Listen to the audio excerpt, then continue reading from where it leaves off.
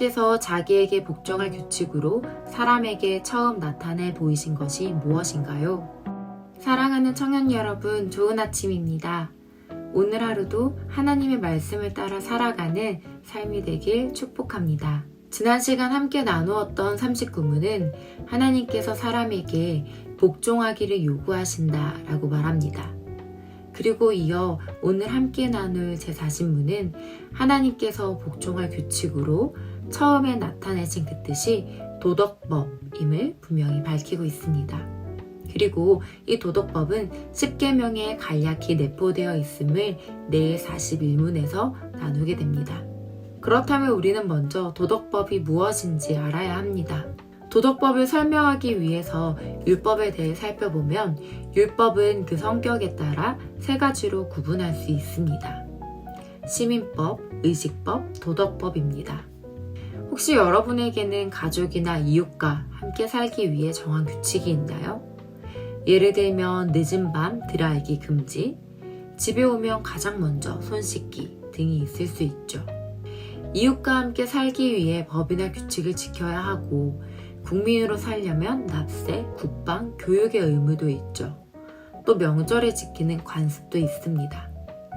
이처럼 이웃과 함께 살기 위해 필요한 법, 즉 국가 단위에 맞게 하나님께서 주신 법을 바로 시민법이라고 합니다.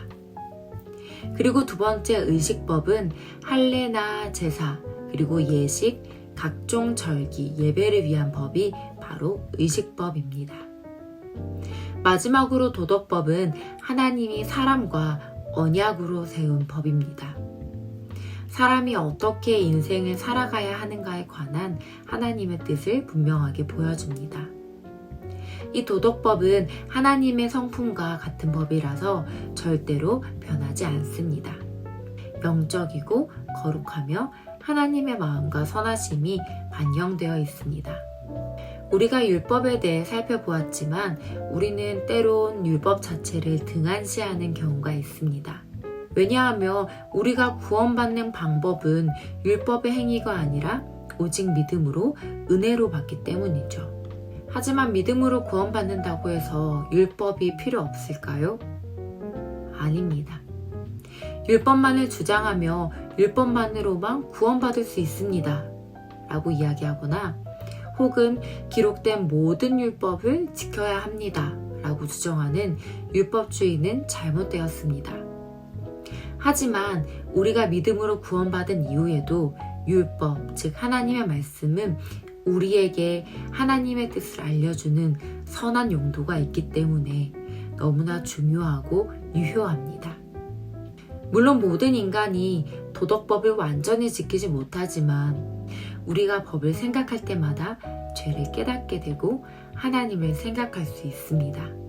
이처럼 도덕법은 우리를 깨지게 해서 예수 그리스도 아래로 우리를 인도합니다. 또한 이 도덕법은 하나님과의 지속적인 교제로 우리를 인도하며 우리를 성화시켜 줍니다. 사랑하는 청년 여러분, 우리 오늘 하나님께서 우리에게 주신 그 법에 대한 관점과 태도를 바르게 합시다. 그리고 하나님께서 주신 삶의 지침을 오늘도 잘 지킴으로써 하나님의 품성과 인격을 드러내는 청년 여러분들의 삶이 되기를 소망합니다.